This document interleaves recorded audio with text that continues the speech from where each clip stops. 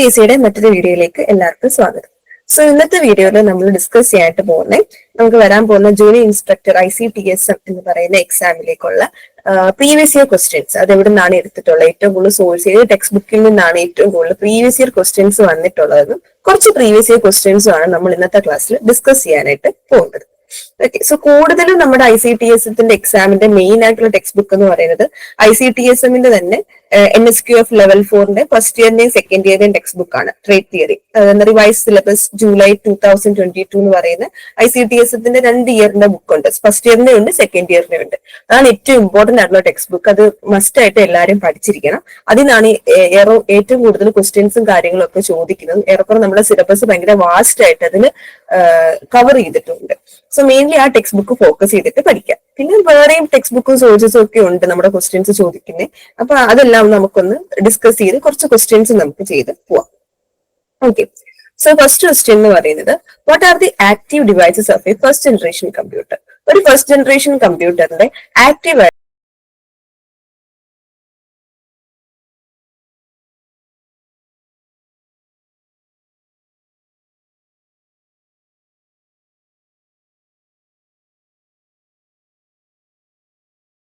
Option A, vacuum tube. Option B, transistor. Option C, integrated circuits. Option D, microprocessor. അപ്പൊ ഇതിൽ എന്താണ് first generation കമ്പ്യൂട്ടറിൽ നമ്മൾ active ആയിട്ട് യൂസ് ചെയ്യുന്ന ഡിവൈസ്? അപ്പൊ നമ്മൾ ഈ ഓരോ ജനറേഷൻസിന്റെ കാര്യം ഇങ്ങനെ പഠിച്ചു പോയിട്ടുണ്ട് അല്ലെ. 5 ജനറേഷൻസ് ഓഫ് കമ്പ്യൂട്ടേഴ്സ് ഉണ്ട്. ഓരോരോ ജനറേഷൻ വന്നപ്പോഴത്തേക്ക് ടെക്നോളജീസും കാര്യങ്ങളും അഡ്വാൻസ് ആയി മാറിക്കൊണ്ടേയിരുന്നു. കമ്പ്യൂട്ടർ എങ്ങനെയാണ് പ്രവർത്തിപ്പിക്കുന്നത് എന്നുള്ളത് മാറിക്കൊണ്ടേയിരുന്നു.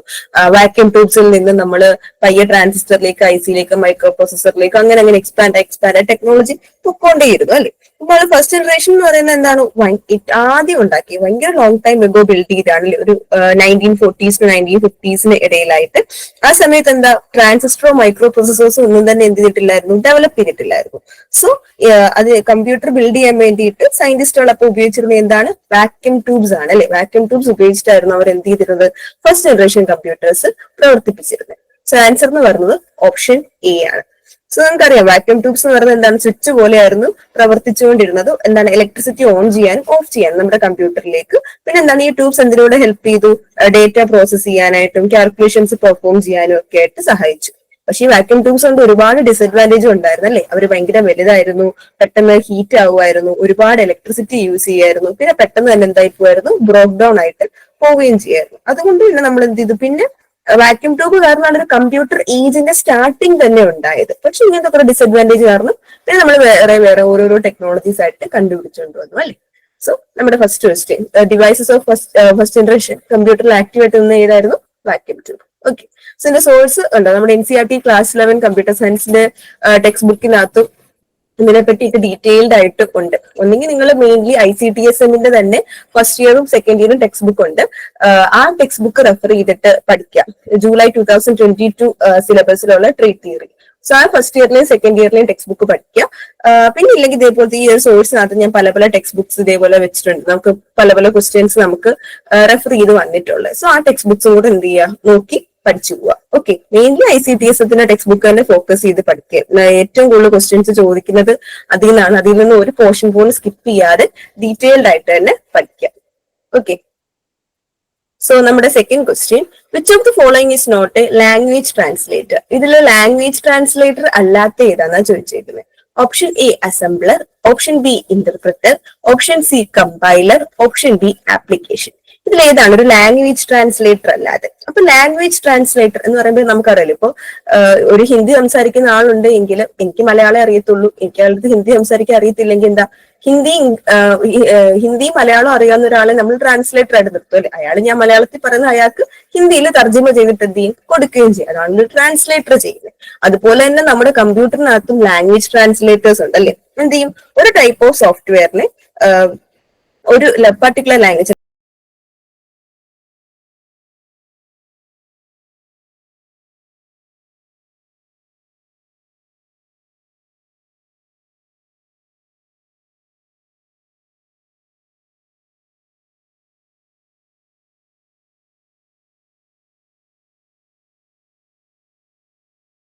ഒരു ഹൈ ലെവൽ ലാംഗ്വേജ് അല്ലെങ്കിൽ അസംബ്ലി ലാംഗ്വേജിൽ എഴുതിയിരിക്കുന്ന പ്രോഗ്രാംസിനെ എന്തായിട്ട് കൺവേർട്ട് ചെയ്യും? മെഷീൻ ലാംഗ്വേജ് ആയിട്ട് കൺവേർട്ട് ചെയ്യും. അത് സീറോസും വൺസും അല്ല, കമ്പ്യൂട്ടറിന് മനസ്സിലാവുന്ന ബൈനറി ലാംഗ്വേജിലേക്ക് എന്ത് ചെയ്യും? കൺവേർട്ട് ചെയ്യാനായിട്ട് നമ്മുടെ കമ്പ്യൂട്ടറിൽ ആരെ വേണം? ലാംഗ്വേജ് ട്രാൻസ്ലേറ്റേഴ്സിനെ വേണം. അപ്പൊ ലാംഗ്വേജ് ട്രാൻസ്ലേറ്റേഴ്സ് ഏതൊക്കെയാന്നൊക്കെ നമ്മൾ പഠിച്ചിട്ടുള്ളതാ. അസംബ്ലർ, ഇന്റർപ്രിറ്റർ, കമ്പൈലർ എന്നൊക്കെ പറഞ്ഞിട്ടല്ലേ. അപ്പൊ ആദ്യത്തെ ഓപ്ഷൻ അസംബ്ലർ. അസംബ്ലർ ഒരു ലാംഗ്വേജ് ട്രാൻസ്ലേറ്റർ ആണോ?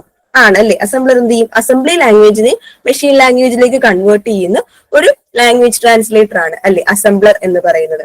രണ്ടാമത്തെ എന്താണ്? ഇന്റർപ്രറ്റർ. ഇന്റർപ്രറ്റർ എന്താ ചെയ്യുന്നത്? ഓരോ ലൈൻ ബൈ ലൈൻ നമ്മുടെ പ്രോഗ്രാമിനകത്തുള്ള ഒരു ഹൈ ലെവൽ പ്രോഗ്രാമിനകത്തുള്ള പൈത്തന്റെ ഒക്കെ പോലത്തെ ഒരു ഹൈ ലെവൽ പ്രോഗ്രാമിനകത്തുള്ള ഓരോരോ ലൈൻ ഒരു സമയത്ത് എടുത്ത് എന്ത് ചെയ്തുകൊണ്ടേയിരിക്കും? കമ്പൈൽ ചെയ്തുകൊണ്ടേയിരിക്കുന്ന ആളാണ് എന്തെന്ന് പറയുന്നത് ഇന്റർപ്രറ്റർ എന്ന് പറയുന്നത്. അപ്പൊ ഇന്റർപ്രറ്റർ എന്താണ്? ഒരു ലാംഗ്വേജ് ട്രാൻസ്ലേറ്റർ ആണ്. അടുത്തത് കമ്പൈലർ. കമ്പൈലർ എന്താ ചെയ്യുന്നത്? ഒരു ഹൈ ലെവൽ പ്രോഗ്രാം അല്ലെ, CA, ജാവ, പൈത്തൺ ഒക്കെ പോലത്തെ ഒരു ഹൈ ലെവൽ ലാംഗ്വേജിനെ എന്ത് ചെയ്യും? എൻറ്റയർ പ്രോഗ്രാമിനെ കൂടെ, മൊത്തം പ്രോഗ്രാമിനെ കൂടെ ഒറ്റയടിക്ക് അത് എടുത്തിട്ട് എന്ത് ചെയ്യും? കൺവേർട്ട് ചെയ്യും. മെഷീൻ കോഡായിട്ട് അത് കൺവേർട്ട് ചെയ്യും അല്ലേ. സോ കമ്പൈലർ എന്താണ്? ഒരു ലാംഗ്വേജ് ട്രാൻസ്ലേറ്റർ ആണ്. ആപ്ലിക്കേഷൻ എന്ന് പറയുമ്പോൾ എന്താ? ജസ്റ്റ് നമ്മളിപ്പോ യൂസ് ചെയ്യുന്ന ഒരു സോഫ്റ്റ്വെയർ ആപ്ലിക്കേഷൻ ആണല്ലേ. ഒരു സോഫ്റ്റ്വെയർ ആപ്ലിക്കേഷൻ ലാംഗ്വേജ് ട്രാൻസ്ലേറ്റർ ആണോ? അല്ല. സോ നമ്മുടെ ഇതിൽ ലാംഗ്വേജ് ട്രാൻസ്ലേറ്റർ അല്ലാത്ത ഓപ്ഷൻ എന്ന് പറയുന്നത് ഓപ്ഷൻ ഡി ആണ്, ആപ്ലിക്കേഷൻ. ഓക്കെ. ഇനി next question, 1 kilobyte is equal to dash bits. ഒരു കിലോബൈറ്റ് എത്ര ബിറ്റ് ആണെന്നാ ചോദിച്ചിരിക്കുന്നത്. എത്ര ബിറ്റ്സിലേക്കാണ് നമുക്ക് വേണ്ടത്? എത്ര ബിറ്റ് ആണെന്ന് നോക്കണം. അപ്പൊ നമുക്കറിയാം ഒരു കിലോബൈറ്റ് എന്ന് പറയുന്നത് 1024 ബൈറ്റ്സ് ആണ് അല്ലെ. ഇത്രയും ബൈറ്റ് ആണ് നമ്മുടെ ഒരു കിലോബൈറ്റ് എന്ന് പറയുന്നത് അല്ലെ. അപ്പം ഇനി നമുക്ക് ഒരു ബൈറ്റ് എന്ന് വെച്ചാൽ എത്രയാ? ഒരു ബൈറ്റ് എന്ന് വെച്ച് കഴിഞ്ഞാൽ 8 ബിറ്റ് ആണ് അല്ലെ. 8 ബിറ്റ് ചേരുമ്പോഴാണ് ഒരു ബൈറ്റ് ആവുന്നത്. അങ്ങനത്തെ 1024 ബൈറ്റ്സ് ചേരുമ്പോഴാണ് ഒരു കിലോബൈറ്റ് ആയിട്ട് മാറുന്നത് അല്ലെ. അപ്പൊ നമുക്ക് ഒരു കിലോബൈറ്റ് എത്ര ബിറ്റ് ആണെന്നറിയാൻ എന്ത് ചെയ്താൽ മതി? ഒരു കിലോബൈറ്റിന് എത്ര ബിറ്റ് ആണെന്നറിയാൻ എന്ത് ചെയ്താൽ മതി? ഒരു 1024 ബൈറ്റ്സ് അല്ലേ. അതിൽ ഒരു ബൈറ്റ് എന്ന് പറഞ്ഞാൽ എന്താണ്? 8 ബിറ്റ്സ് ആണ് അല്ലെ. അപ്പൊ എന്ത് ചെയ്താൽ 1024 into 8 ചെയ്താൽ മതി അല്ലെ. ഈ 1024 എന്ന് പറയുമ്പോൾ എന്താ? 2⁻10 ആണ്. ഓക്കെ, 2⁻10 ബിറ്റിനെയാണ് നമ്മൾ എന്തെന്ന് പറയുന്നത്? ഒരു ബൈറ്റ്, ഒരു കിലോ ബൈറ്റ് എന്ന് പറയുന്നത്. 1024 എന്ന് 2⁻10. അപ്പൊ 2⁻10 into 8 ബിറ്റ്സ് അല്ലേ. പറയുമ്പോ ഏതാ ഓപ്ഷൻ? ഓപ്ഷൻ സി ആണ് അല്ലെ. 8 into 2⁻10 ബിറ്റ്സ് എന്ന് പറയുന്നത്. അത്രയായിരിക്കും നമ്മുടെ ഒരു കിലോ ബൈറ്റ് എന്ന് പറയുന്നത്.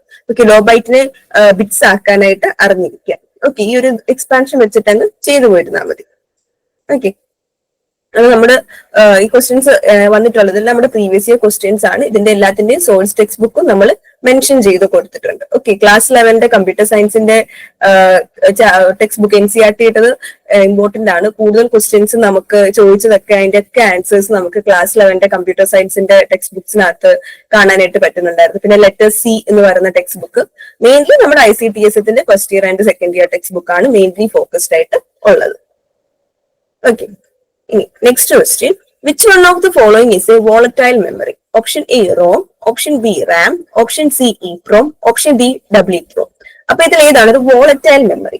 വോളറ്റൈൽ മെമ്മറി എന്ന് പറഞ്ഞാൽ എന്താ? പവർ ടേൺഡ് ഓഫ് ആയി പോകുമ്പോഴത്തേക്ക് സ്റ്റോർ ചെയ്ത് വെച്ചേക്കുന്ന ഡേറ്റ എല്ലാം ലോസ് ആയി പോകുന്നതിനെയാണ് നമ്മൾ എന്തെന്ന് പറയുന്നത്?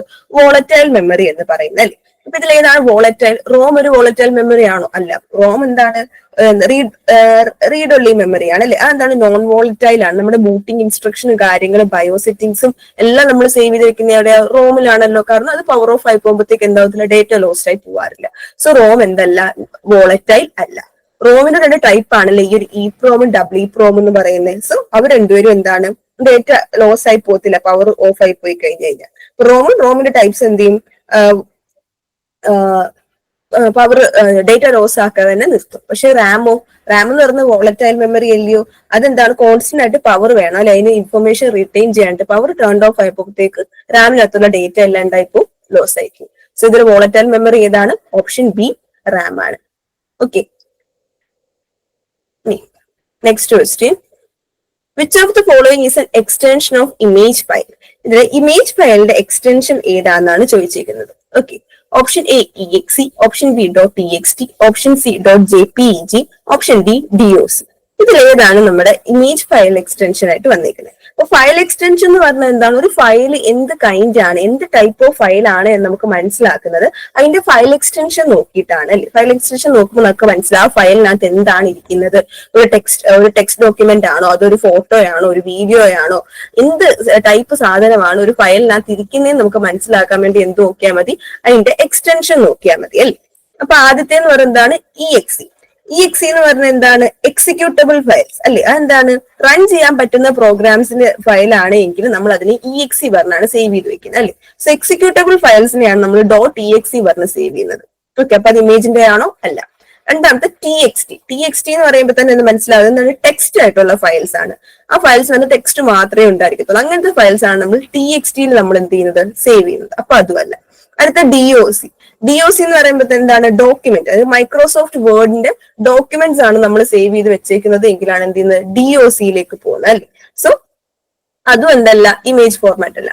പിന്നെയാണ് JPEG. JPEG എന്താണ്, ഒരു സ്റ്റാൻഡേർഡ് ഇമേജ് ഫയൽ എക്സ്റ്റൻഷൻ ആണ്. എന്ത് സ്റ്റോർ ചെയ്യാനാണ്, പിക്ചേഴ്സും ഫോട്ടോസും സ്റ്റോർ ചെയ്യാൻ വേണ്ടിയിട്ടുള്ളത്. സോ നേരത്തെ ഇമേജ് ഫയൽ എക്സ്റ്റൻഷൻ എന്ന് പറഞ്ഞ ഏതാണ്, ഓപ്ഷൻ സി JPEG ആണ്. JPEG stands for joint photographic experts group. ഈ കമ്മിറ്റിയാണ് ഈ ഒരു സ്റ്റാൻഡേർഡ് ഫോർമാറ്റ് ക്രിയേറ്റ് ചെയ്തത്. സോ അവരുടെ ഷോർട്ട് ഫോം ആണ് നമ്മൾ ആ ഒരു ഫയൽ എക്സ്റ്റൻഷൻ ആയിട്ട് കൊടുത്തേക്കുന്നത്. പിന്നെ നമ്മൾ PNG, JPG എന്നൊക്കെ പറഞ്ഞ വേറെ ഫോർമാറ്റ്സ് നമ്മുടെ ഇമേജ് ഫയൽ നമുക്ക് സേവ് ചെയ്യാനായിട്ട് പറ്റും. മെയിൻ ആയിട്ടുള്ള സ്റ്റാൻഡേർഡ് ഫോർമാറ്റ് ആണ് JPEG എന്ന് പറയുന്നത്. ഓക്കെ, സോ ഇതിന്റെ സോഴ്സ് എന്ന് പറയുന്നത് കണ്ടോ, book objective computer awareness by Arihant, chapter computer basics. അതിൽ നിന്നും അതിനകത്ത് ഈ ഒരു പോർഷൻസ് ഉണ്ട്. സോ ഈ ഒരു പോർഷൻസ് ഒക്കെ ഇവിടെ പഠിക്കണം എന്നൊക്കെയുള്ള സോഴ്സും കാര്യങ്ങളൊക്കെയാണ് ഇവിടെ കൊടുത്തിട്ടുള്ളത്. ICTS-ന്റെ ഫസ്റ്റും സെക്കൻഡും ഇയറും ടെക്സ്റ്റ് ബുക്സിൽ ഇതെല്ലാം കവേർഡ് ആണ്. മെയിൻലി നിങ്ങൾ അത് ഫോക്കസ് ചെയ്തിട്ട് പഠിക്കുക. ഇല്ല എങ്കിൽ അഡീഷണൽ ആയിട്ട് പഠിക്കണമെന്നുണ്ടെങ്കിൽ ഈ സോഴ്സ് ടെക്സ്റ്റ് ബുക്സും കൂടെ റെഫർ ചെയ്തിട്ട് നോക്കുക. Okay,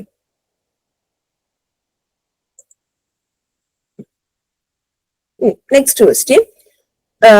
The term Pentium relates to option A operating system, option B microprocessor, option C hard disk, option D output device. So ഇതിൽ ഏതിലേക്കാണ് പെന്റിയം എന്ന് പറയുന്ന ടേം റിലേറ്റ് ചെയ്തേക്കുന്നത് എന്നാണ് ചോദിച്ചേക്കുന്നത്.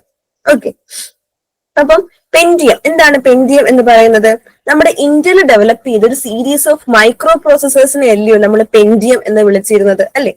1990s തൊട്ടായിരുന്നത് എന്ത് ചെയ്തോണ്ടിരുന്നത്, വൈഡ്ലി യൂസ് ചെയ്ത് തുടങ്ങിയ PCസിലൊക്കെ ആയിട്ട്. സോ ഇന്ത്യയിൽ ഡെവലപ്പ് ചെയ്ത ഒരു സീരീസ് ഓഫ് മൈക്രോ പ്രോസസർ ആണ് എന്ന് പറയുന്നത് പെന്റിയം. അല്ലാതെ ഓപ്പറേറ്റിംഗ് സിസ്റ്റമോ ഹാർഡ് ഡിസ്കോ ഔട്ട്പുട്ട് ഡിവൈസോ ഒന്നുമല്ല. സോ ആൻസർ എന്ന് പറയുന്നത് എന്താണ്, ഓപ്ഷൻ ബി മൈക്രോ പ്രോസസർ ആണ്. ഓക്കെ, ഇത് NCERT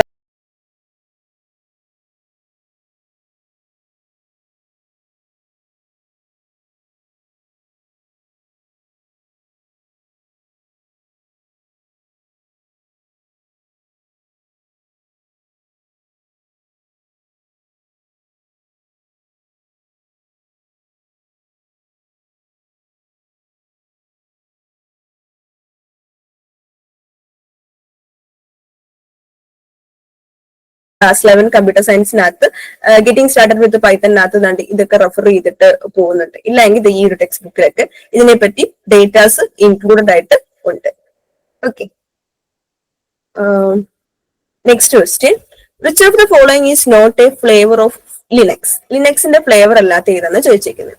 option A Red Hat, option B Ubuntu, option C SUSE, option D OS2.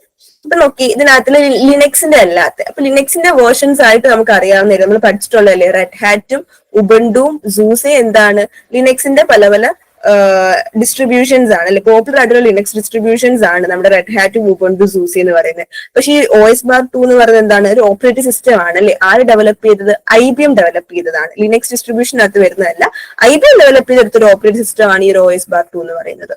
So ലിനക്സിന്റെ flavour അല്ലാത്ത ഇതിനകത്ത് ഏതാണ്, ഓപ്ഷൻ ഡി ആണ്, OS2 ആണ് നമ്മുടെ ലിനക്സിന്റെ ഡിസ്ട്രിബ്യൂഷനകത്ത് വരാത്തത്.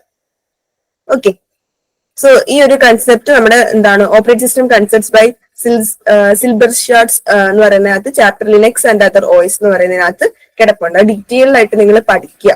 ലിനക്സിന്റെ കമാൻഡ്സ്, ലിനക്സിന്റെ പല പല വേർഷൻസ് കാര്യങ്ങളൊക്കെ ഡീറ്റെയിൽഡ് ആയിട്ട് പഠിക്കുക. അത് ഭയങ്കര ഇമ്പോർട്ടന്റ് ആണ്. ഓക്കെ, സോ നിങ്ങൾക്ക് അതിനെപ്പറ്റി കൂടുതൽ റെഫർ ചെയ്യണമെങ്കിൽ നിങ്ങൾക്ക് ഈ ഒരു സോഴ്സ് ടെക്സ്റ്റ് ബുക്ക് യൂസ് ചെയ്യാവുന്നതാണ്. ഓക്കെ,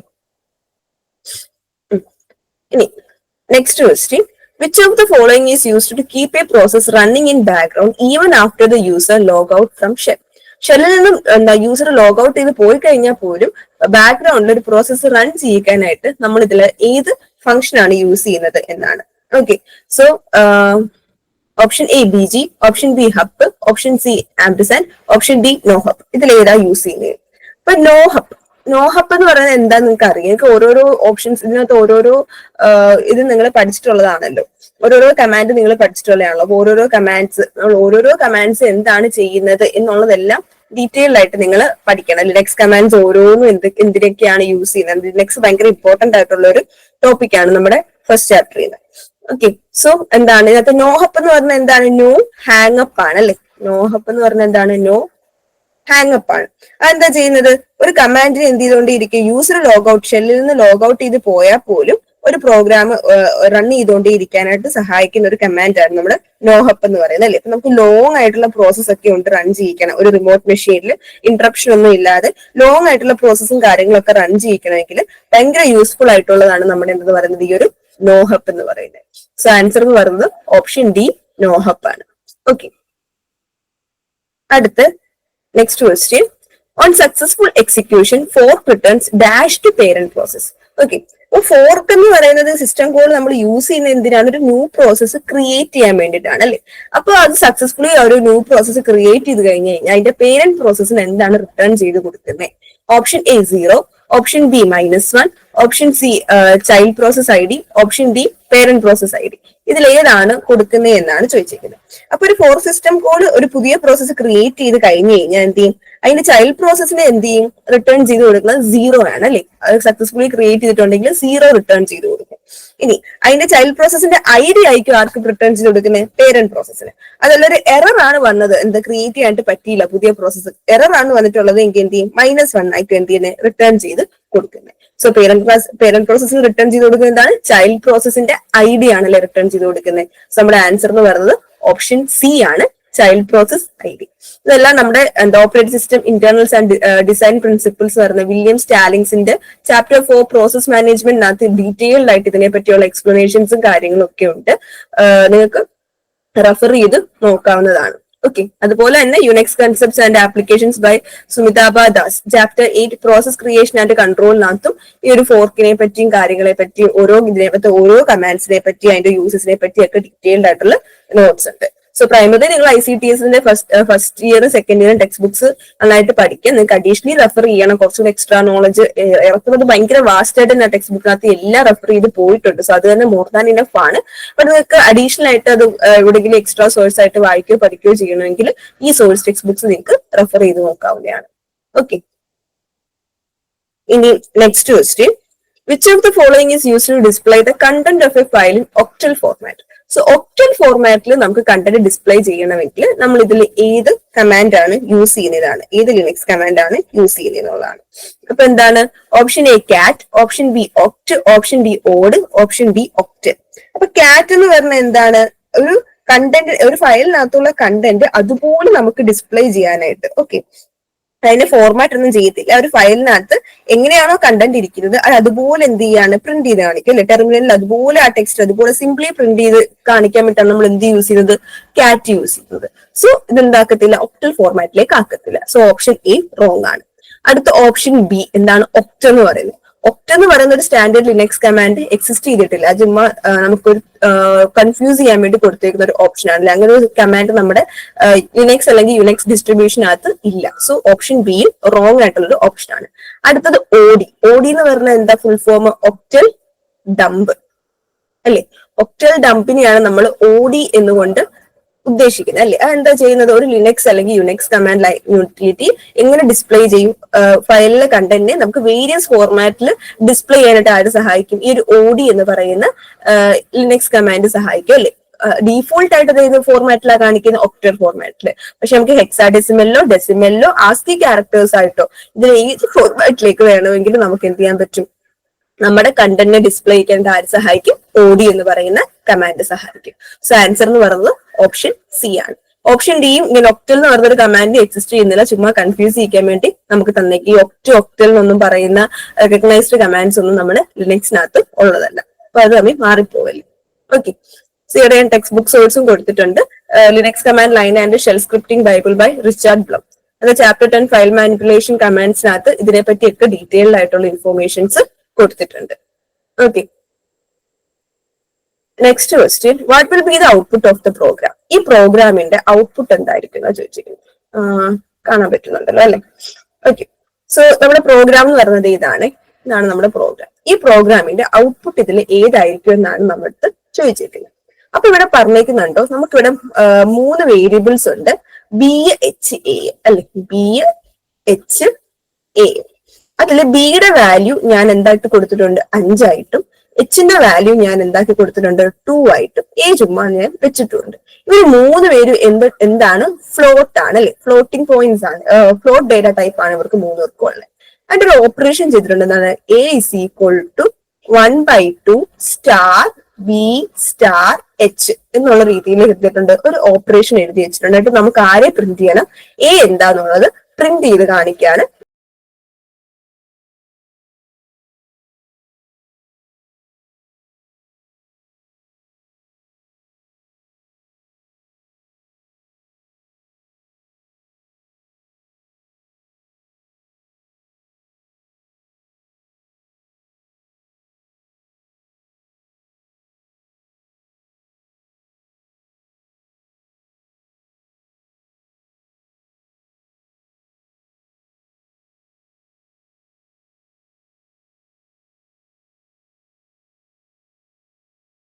വേണ്ടത്. ഇപ്പൊ നമ്മുടെ എക്സ്പ്രഷൻ എന്ന് പറഞ്ഞാൽ എന്താണ്, 1/2 സ്റ്റാർ ബി സ്റ്റാർ എച്ച് ആണ് അല്ലേ.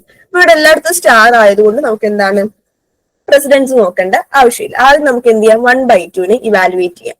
1/2 എന്ന് പറയുമ്പോൾ എന്താ കിട്ടുന്നത്, 0.5 ആണ് കിട്ടുന്നത് അല്ലേ. പക്ഷെ 1 ഉം 2 എന്താണ്, ഇന്റീജേഴ്സ് ആണ്. അതുകൊണ്ട് നമ്മൾ 0.5 എടുക്കത്തില്ല, ഇന്റീജർ വാല്യൂ മാത്രമേ എടുക്കത്തുള്ളൂ. അതായത് 0നെ മാത്രമേ നമ്മൾ എന്ത് ചെയ്യത്തുള്ളൂ, എടുക്കത്തുള്ളൂ.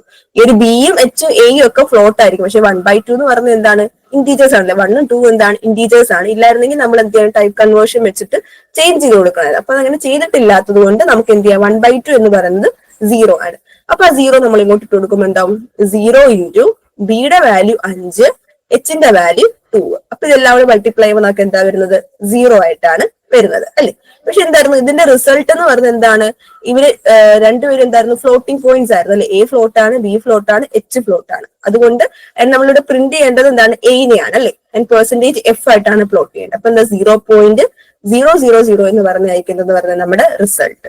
ഓക്കെ, എ എന്ന് പറയുന്നത് എന്താണ്, ഫ്ലോട്ട് ആക്കി തന്നെ നമുക്ക് പ്രിന്റ് ചെയ്യണം അല്ലെ. Print A S floating point. അപ്പൊ എന്താണ് 0.00 എന്ന് പറഞ്ഞു പോകുന്നതായിരിക്കും നമ്മുടെ ആൻസർ. സോ ആൻസർ എന്ന് പറഞ്ഞത് എന്താണ്, ഓപ്ഷൻ ഡി 0.000 ആയിരിക്കും. ഓക്കെ, ഇങ്ങനത്തെ ക്വസ്റ്റ്യൻസും പ്രോഗ്രാംസും ഒക്കെ നമ്മുടെ ലെറ്റർ സി ബൈ യശ്വന്ത് ഖനേക്കർ എന്ന് പറഞ്ഞ ചാപ്റ്റർ സി ഇൻസ്ട്രക്ഷൻസ് ആൻഡ് ഓപ്പറേറ്റേഴ്സിനകത്തില് ഇതുപോലത്തെ ബേസിക് ആയിട്ടുള്ള പ്രോഗ്രാംസും കാര്യങ്ങളും ഒക്കെ അവൈലബിൾ ആയിട്ട് ഉണ്ട്. Okay, so next question, default return type of A function is. ഒരു ഫംഗ്ഷന്റെ ഡീഫോൾട്ട് ആയിട്ടുള്ള സിയിലെ ഒരു ഫംഗ്ഷനകത്തുള്ള ഡീഫോൾട്ട് ആയിട്ടുള്ള റിട്ടേൺ ടൈപ്പ് എന്താണെന്നാണ് ചോദിച്ചിരിക്കുന്നത്. Option A നള്ള്, option be void, option C int, option D float. അപ്പൊ എന്താ ഡീഫോൾട്ട് ആയിട്ട് ഒരു ഫംഗ്ഷൻ സിക്കകത്തുള്ള ഡീഫോൾട്ട് ആയിട്ടുള്ള റിട്ടേൺ ടൈപ്പ് ആയിട്ട്. അപ്പൊ സി പ്രോഗ്രാമിംഗിനകത്ത് ഒരു ഫംഗ്ഷൻ ആണെങ്കിൽ എക്സ്പ്ലിസിറ്റ്ലി സ്പെസിഫൈ ചെയ്യുമ്പോൾ ഒരു റിട്ടേൺ ടൈപ്പ് നമ്മൾ എപ്പോഴും അസ്യൂം ചെയ്യുന്നത് എന്താണ്, ഇന്റ് ആണ് അല്ലെ. ഇന്റ് ആണ് നമ്മൾ ഡീഫോൾട്ട് ആയിട്ട് നമ്മൾ എന്ത് ചെയ്യുന്നത്, നമ്മുടെ കമ്പൈലർ അസ്യൂം ചെയ്യുന്ന റിട്ടേൺ ടൈപ്പ് ആയിട്ട് സെറ്റ് ചെയ്ത് വെച്ചിരിക്കുന്നത് എന്താണ്, ഇന്റ് ആണ്. സോ നമ്മുടെ ആൻസർ എന്ന് പറയുന്നത് എന്താണ്, ഓപ്ഷൻ സി ഇന്റ് ആണ്. ഓക്കെ, ഇത് നമ്മുടെ ലെറ്റർ സി ബൈ യശ്വന്ത് ഖനേക്കറിനകത്ത് ചാപ്റ്റർ ഫംഗ്ഷൻസിനകത്ത് ഇതിനെ പറ്റി എല്ലാം കിടപ്പുണ്ട്. ഓക്കെ, അടുത്തത് ക്വസ്റ്റ്യൻ 13 എന്താണ്, which of the following is the last character of a string. ഒരു സ്ട്രിങ്ങിനകത്തുള്ള ലാസ്റ്റ് ക്യാരക്ടർ ആണ് ചോദിച്ചിരിക്കുന്നത്, /0 ആണ്. ഓക്കെ, ഇത് which of the following is the last character of a string. ഒരു സ്ട്രിങ്ങിനകത്തുള്ള ലാസ്റ്റ് ക്യാരക്ടർ ഏതാണെന്നാണ് എന്ത് ചെയ്തേക്കുന്നത്, ചോദിച്ചിരിക്കുന്നത്. Option A /0, option B /n, option C /d, option D none of these. അപ്പൊ ഇതിൽ ഏതാണ് നമ്മുടെ ഒരു ലാസ്റ്റ് ക്യാരക്ടർ ഒരു സ്ട്രിങ്ങിനകത്ത് വെച്ചിരിക്കുന്നത്. അപ്പൊ നമുക്ക് ഒരു സ്ട്രിങ് ABC എന്നൊരു സ്ട്രിങ് ഉണ്ടെങ്കിൽ നമ്മൾ അത് സേവ് ചെയ്യുമ്പോൾ ഇവിടെ ABC പിന്നെ എന്തുണ്ടാവും, ഒരു /0 ഉണ്ടാവും അല്ലയോ. ലാസ്റ്റ് നമ്മൾ എന്ത് ചെയ്യും, ഒരു /0 ആണ് നമ്മൾ വെക്കുന്നത് അല്ലെ. /n എന്ന് പറഞ്ഞാൽ എന്താണ്, ന്യൂ ലൈനിലേക്ക് പോകും. /t എന്ന് പറയുമ്പോൾ ന്യൂ ടാബ്, ഇത് രണ്ടിലേക്കാണ് പോകുന്നത് അല്ലെ. അപ്പൊ ഈ രണ്ട് ഓപ്ഷൻസും അല്ല. പക്ഷെ സ്ലാഷ് സീറോ എന്ന് പറയുന്നത് ഒരു നൾ ക്യാരക്ടറിനെയാണ് റെപ്രസെന്റ് ചെയ്യുന്നത് അല്ലേ. അതായത് ഇനി അങ്ങോട്ട് ഒന്നുമില്ല, അത് സ്ട്രിങ് ടെർമിനേറ്റ് ആയി സ്ട്രിങ്ങിന്റെ അപ്പുറത്തേക്ക് ഇനി ക്യാരക്ടേഴ്സ് ഒന്നും ഇല്ല എന്ന് കാണിക്കാൻ വേണ്ടിയിട്ടുള്ള ഒരു സ്പെഷ്യൽ ക്യാരക്ടർ ആയിട്ട് നമ്മൾ എന്ത് ചെയ്യും, ഒരു സ്ലാഷ് സീറോ നമ്മൾ എന്ത് ചെയ്യും ലാസ്റ്റ് ആയിട്ട് ആഡ് ചെയ്യും അല്ലേ. സോ ഇൻവാലിഡ് ആയിട്ടുള്ള മെമ്മറി ഒന്നും എന്ത് ചെയ്യത്തില്ല, സ്ട്രിംഗ് ഓപ്പറേഷൻസ് എന്ത് ചെയ്യത്തില്ല, ഇൻവാലിഡ് മെമ്മറിയിലേക്ക് ഒന്നും പോകത്തില്ല, അൺഡിഫൈൻഡ് ബിഹേവിയറിലേക്ക് ഒന്നും പോവാതെ പ്രിവെന്റ് ചെയ്യും അല്ലേ. സോ ആൻസർ എന്ന് പറയുന്നത് ഓപ്ഷൻ എ സ്ലാഷ് സീറോ ആണ്. ഓക്കെ,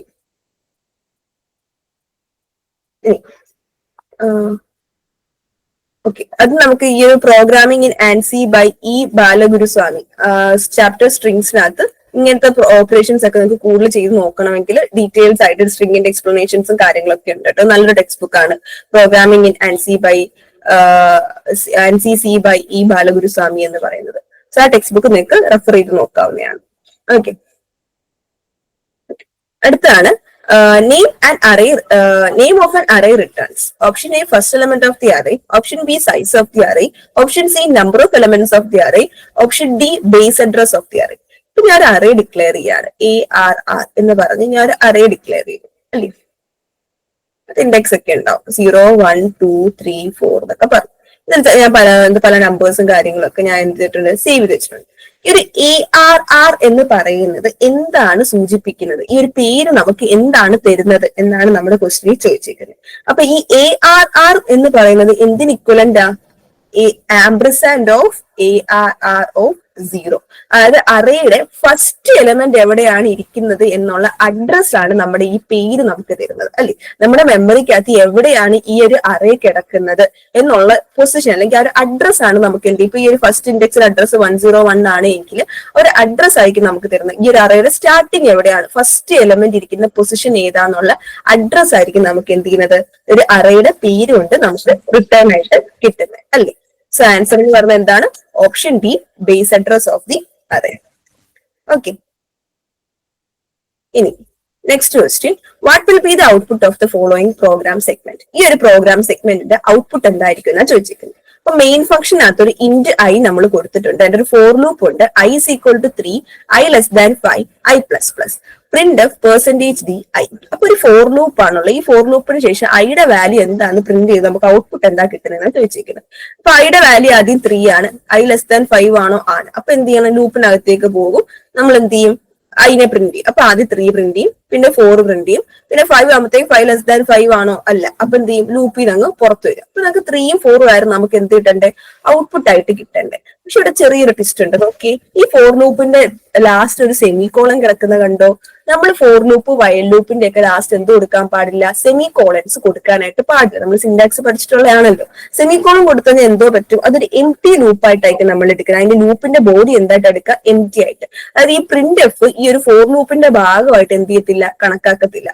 ഈ ഫോർ ലൂപ്പിന്റെ ബോഡി എം ടി ആയിട്ട് നമ്മളപ്പോ കണക്കാക്കത്തുള്ളൂ. അപ്പൊ ഈ ഇത് തന്നെ ഓപ്പറേറ്റ് ചെയ്യും. ഇതെന്തായിരിക്കും, ഈ കോഡിന്റെ അടുത്ത സ്റ്റേറ്റ്മെന്റ് ആയിട്ടായിരിക്കും ഈ പ്രിന്റ് എഫ് വർക്ക് ചെയ്യുക. അല്ലാണ്ട് ഈ ഒരു ഫോർ ലൂപ്പിന്റെ ഭാഗമായിട്ട് എന്ത് ചെയ്യത്തില്ല, വർക്ക് ചെയ്യത്തില്ല. അപ്പൊ നമുക്ക് എന്തായിരിക്കും ഔട്ട്പുട്ട് വരുന്നത്, ഈ ഒരു ലൂപ്പ് അപ്പൊ എന്ത് ചെയ്താൽ പ്രത്യേകിച്ച് ഒന്നും തന്നെ ചെയ്യത്തില്ല, ആകെ ഐയുടെ വാല്യൂ അപ്ഡേറ്റ് ചെയ്ത് പോത്തേയുള്ളൂ. അപ്പൊ ആദ്യം ഐയുടെ വാല്യൂ 3 ആണല്ലേ, ആദ്യം ഐയുടെ വാല്യൂ ഇസ് ഈക്വൽ ടു 3 ആണ്. ഓക്കെ, അപ്പൊ നമ്മൾ എന്ത് ചെയ്യും, ലൂപ്പ് നോക്കും അല്ലെ, ഐ ലെസ് ദാൻ 5 ആണോ, ആണ്. അപ്പൊ നമ്മൾ എന്താക്കി മാറ്റും, ഐനെ പ്ലസ് പ്ലസ് ചെയ്യും. അപ്പൊ ഐയുടെ വാല്യൂ എന്തായി മാറും, 4. ഇനി ഐയുടെ വാല്യൂ 4 ആകുമ്പോൾ നമ്മൾ കണ്ടീഷൻ ചെക്ക് ചെയ്യും, ഐ ലെസ് ദാൻ 5 ആണ്. അപ്പൊ ഐയുടെ വാല്യൂ എന്തായി മാറും, ഐ പ്ലസ് പ്ലസ് ചെയ്തിട്ട് ഐയുടെ വാല്യൂ 5 ആയി. 5 ആകുമ്പോൾ നമ്മൾ ഇനി ചെക്ക് ചെയ്യും, ഐ ഇസ് ഈക്വൽ ടു 5 ആണ്. അപ്പൊ എന്താണ് നോക്കുമ്പോൾ 5 ലെസ് ദാൻ 5 ആണോ, അല്ല. അപ്പൊ ലൂപ്പിന് എന്ത് ചെയ്യും, പുറത്തു വരും. അപ്പൊ ലൂപ്പ് എന്തായി, എൻഡ് ആയി.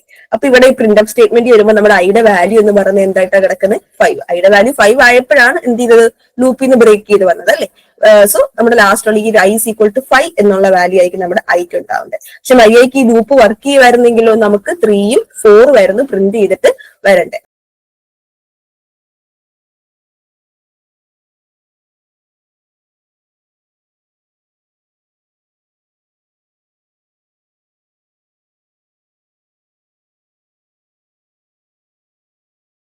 പക്ഷെ ഇവിടെ ഒരു സെമി കോളം കിടന്നുകൊണ്ട് എന്ത് ചെയ്യത്തില്ല, ഈ പ്രിന്റ് എഫിനെ ഈ ഒരു ഫോർ ലൂപ്പിന്റെ ബോഡി ആയിട്ട് എന്ത് ചെയ്യത്തില്ല, കണക്കാക്കത്തില്ല. സോ ആൻസർ എന്ന് പറയുന്നത് ഐ ഇസ് ഈക്വൽ ടു 5 ആണ്.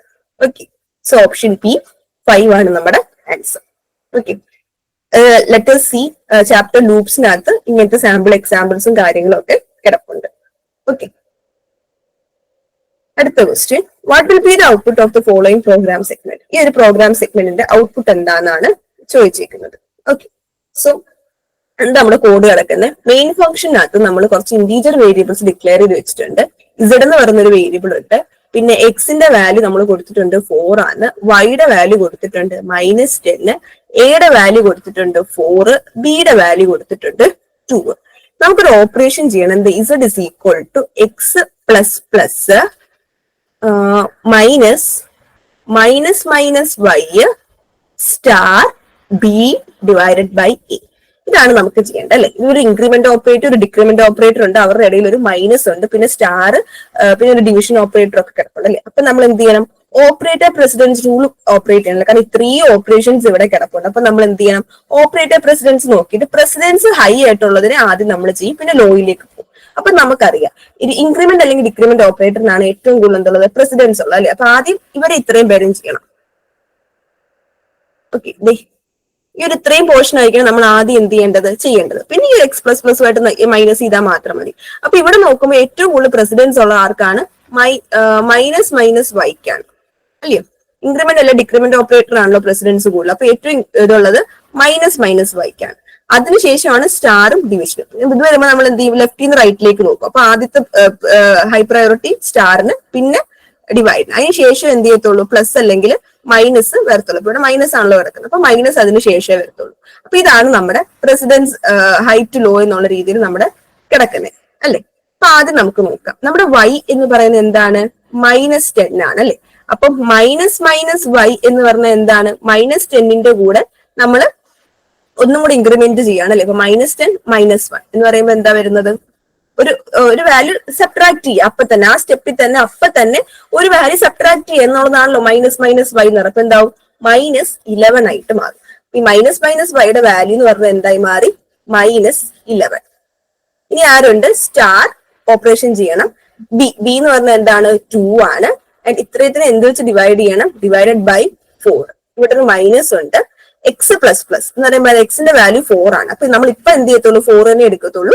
അടുത്ത സ്റ്റേറ്റ്മെന്റിൽ എന്താവത്തുള്ളൂ? എക്സിന്റെ വാല്യൂ 5 ആയിട്ട് മാറത്തുള്ളൂ. അതാണ് എക്സ് പ്ലസ് പ്ലസ് ഇൻക്രിമെന്റ് ഓപ്പറേറ്ററിന്റെ അർത്ഥം. ഇപ്പൊ നിങ്ങൾ വാല്യൂ എക്സിന്റെ എന്താണോ അത് തന്നെ എടുക്കുക. അടുത്ത സ്റ്റേറ്റ്മെന്റിൽ എന്ത് ചെയ്യുക? അത് ഇൻക്രിമെന്റ് ചെയ്തിട്ട് 5 ആയിട്ട് എടുക്കണം അല്ലയോ.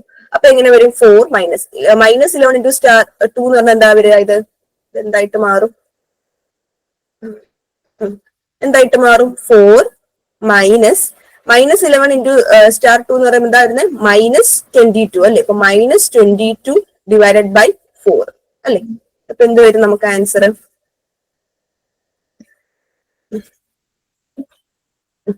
-22 ബൈ 4 എന്ന് പറയുമ്പോൾ എന്താ വരുന്നത്? -5 അല്ലയോ. അപ്പൊ -4 -5 അല്ലെ. -4 അല്ല, സാധാ 4 ഈക്വൽ ടു 4 -5 അല്ലെ. എന്ന് പറയുമ്പോൾ എന്താ? 4 + 5 എന്ന് പറയുമ്പോൾ ആൻസർ എത്രയാണ്? 9. സി ഓപ്പറേഷൻ ചെയ്തിട്ടത് എന്താണ്? 9. സോ പ്രസിഡൻസ് റൂൾസ്, ഓപ്പറേറ്റേഴ്സിന്റെ പ്രസിഡൻസ് റൂൾസ് ഭയങ്കര ഇമ്പോർട്ടന്റ് ആണ്. അത് നന്നായിട്ട് എന്ത് ചെയ്യുക? പഠിച്ചു വെക്കുക. അതിനനുസരിച്ച് നമ്മൾ എന്ത് ചെയ്യാൻ പാടുള്ളൂ? എക്സ്പ്രഷൻസ് നമ്മൾ സോൾവ് ചെയ്യാൻ പറ്റും. സോ ആൻസർ എന്ന് പറയുന്നത് ഓപ്ഷൻ ഡി 9 ആണ്. ഓക്കെ, ഇത് നമ്മുടെ letter C chapter operators and എക്സ്പ്രഷൻസിനകത്ത് ഇങ്ങനത്തെ പ്രോബ്ലംസും ക്വസ്റ്റ്യൻസും എല്ലാം കിടപ്പുണ്ട്.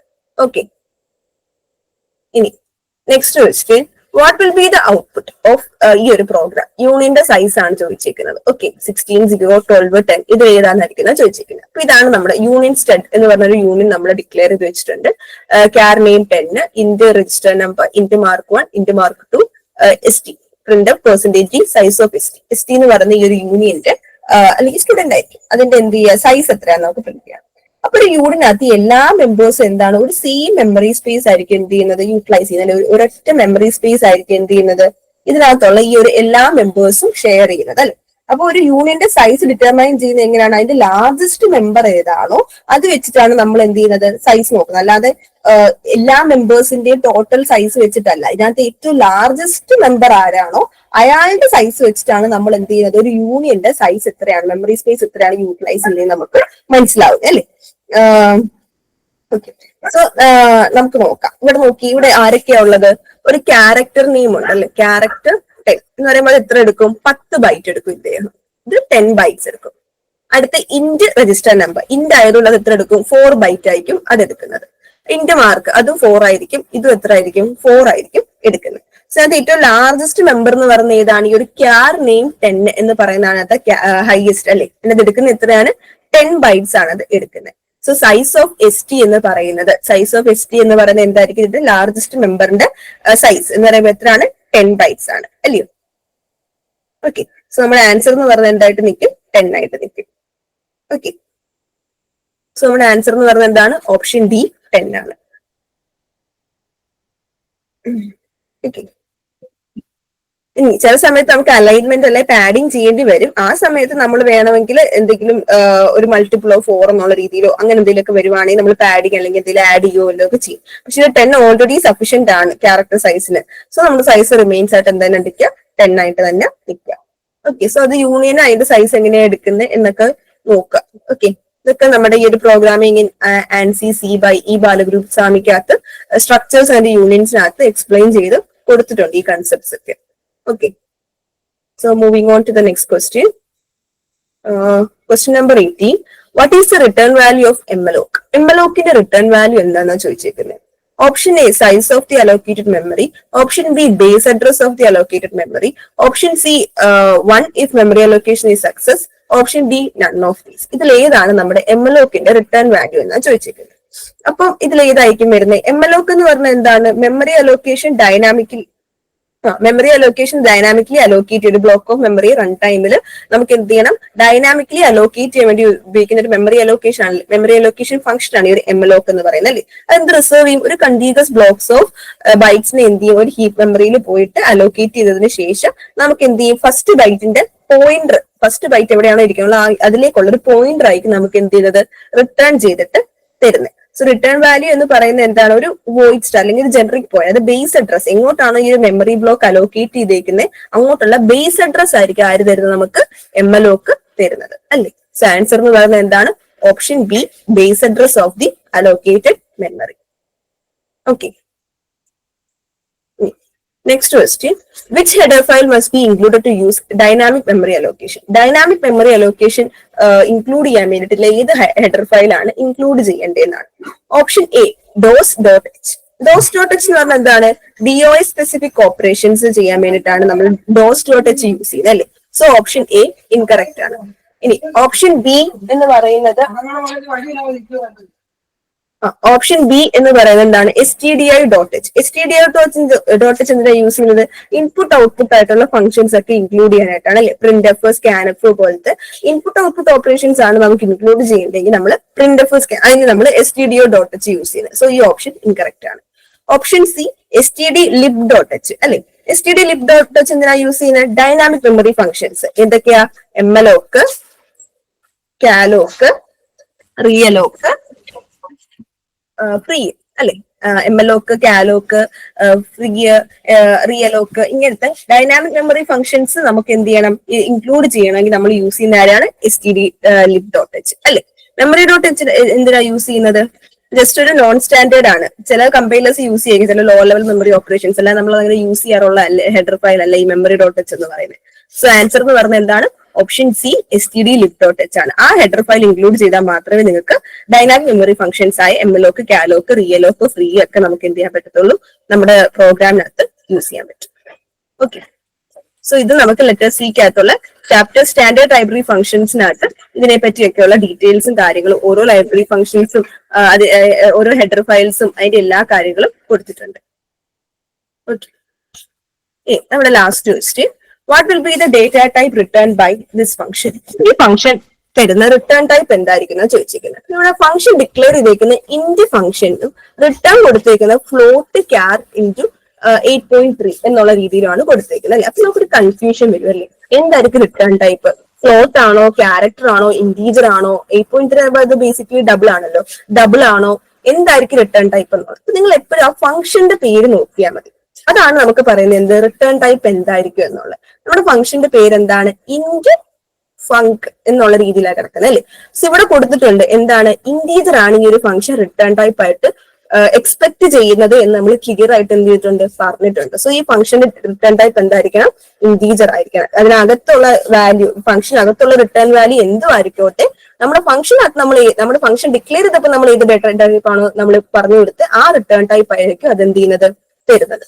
ഓക്കെ, സോ അവിടെ എക്സ്പ്രഷൻ ഇവിടെ കിടക്കുന്നത് എന്താണ്, ഫ്ലോട്ട് ഇൻറ്റു ക്യാർ ഇൻറ്റു 8.3 എന്നുള്ളതാണല്ലേ. അപ്പൊ 8.3 എന്ന് പറഞ്ഞു കഴിഞ്ഞാൽ സിയിൽ ഡീഫോൾട്ട് ആയിട്ട് നമ്മൾ ഡബിൾ ആയിട്ടാണ് എടുക്കുന്നത്. അപ്പൊ ക്യാരക്ടർ ഇൻറ്റു 8.3 എന്ന് പറയുമ്പോൾ എന്താണ്, ഇതൊരു ഒരു ക്യാരക്ടർ നമ്മൾ 8.3 ചെയ്യുമ്പോൾ ഡെസിമൽ എന്തായി മാറും, ട്രങ്കേറ്റഡ് ആയി മാറും അല്ലെ. അപ്പൊ എന്താ, അതൊരു ഇന്റീജർ ഫോമിലേക്ക് മാറും, അതായത് 8 ആയിട്ട് മാറും. ഇനി എന്താണ് ഫ്ലോട്ട് എന്തായി മാറും, ഫ്ലോട്ടിലേക്ക് നമ്മളിനി ഈ 8 വെച്ച് ചെയ്യുമ്പോൾ എന്തായി മാറും, 8.0f എന്നായി മാറും. ഒരു ഫ്ലോട്ട് വാല്യൂലേക്ക് നമ്മൾ എന്ത് ചെയ്യും, മാറും അല്ലേ. സോ ഇത് 8.0f എന്നുള്ള ഇതിലേക്ക് മാറും. ഇതിന് പക്ഷെ എന്താണ്, നമ്മൾ റിട്ടേൺ ടൈപ്പ് നമുക്ക് എന്താ ഇന്റീജർ ഫോർമാറ്റിലേക്ക് വേണ്ടോട്ട് നമ്മൾ ഇതിന് എന്ത് ചെയ്യും, എന്തോട്ട് കൺവേർട്ട് ചെയ്യും, ഇന്റീജർ ആയ 8ലേക്ക് എന്ത് ചെയ്യും, കൺവേർട്ട് ചെയ്യും. സോ 8 ആയിരിക്കും നമുക്ക് എന്ത് ചെയ്യുക, റിട്ടേൺ ആയിട്ട് പോകുന്നത്, ഒരു ഇന്റീജർ ആയിരിക്കും പോകുന്നത്. ഓക്കെ, സോ റിട്ടേൺ ടൈപ്പ് എന്ത് തന്നെ വന്നു, ഇന്റ് ആയിട്ട് തന്നെ വന്നു. സോ ആൻസർ എന്ന് പറയുന്നത് ഓപ്ഷൻ എ, ഇന്റ് ആണ്. ഓക്കെ, സോ ഇതിന്റെ സോഴ്സ് നമ്മുടെ ലെറ്റർ സിക്കകത്ത് ചാപ്റ്റർ ടൈപ്പ് കൺവേർഷൻസിനകത്തുണ്ട്. ടൈപ്പ് കൺവേർഷൻസ് ജസ്റ്റ് ഒന്ന് പഠിച്ചിരിക്കുക, ഓരോ കൺവേർഷൻസ് പോകുന്നത്, പിന്നെ ഡീഫോൾട്ട് ആയിട്ട് ഇതേപോലത്തെ കൺവേർഷൻസ് ആണ്. ഡീഫോൾട്ട് ആയിട്ട് അത് കൺവേർട്ട് ചെയ്തോളൂ. ഇവിടെ നിങ്ങൾ റിട്ടേൺ ടൈപ്പ് ഈ രീതിയിലൊക്കെ വെച്ചിട്ടുണ്ട് എങ്കിലും ഇതിന്റെ റിട്ടേൺ ടൈപ്പ് ഫംഗ്ഷൻ ഡിക്ലെയർ ചെയ്തപ്പോൾ ഇന്റ് ആയതുകൊണ്ട് ആ ഡീഫോൾട്ട് ടൈപ്പ് കൺവേർഷൻസ് വരെ എന്തായിക്കോളും, ഇന്റീജർ ആക്കി തന്നെ എന്ത് ചെയ്യത്തുള്ളൂ, അത് റിട്ടേൺ ചെയ്ത് കൊടുക്കത്തുള്ളൂ. സോ ഈ സോഴ്സസും കാര്യങ്ങളൊക്കെ നിങ്ങളൊന്ന് ഗോ ത്രൂ ചെയ്യാം. സോ നമ്മൾ ജസ്റ്റ് ആദ്യത്തെ ഒരു 20 ക്വസ്റ്റ്യൻസ് ആണ് നമ്മൾ ഡിസ്കസ് ചെയ്തത്. ബാക്കി കണ്ടിന്യൂഷൻസ് നമുക്ക് വരുന്ന വീഡിയോസിൽ നമുക്ക് ഡിസ്കസ് ചെയ്യാം. സോ മെയിൻലി അങ്ങനെ പറയാണ്, ICTS-ന്റെ first degree and first year and second year textbook ആയി NSQF level 4 trade theory July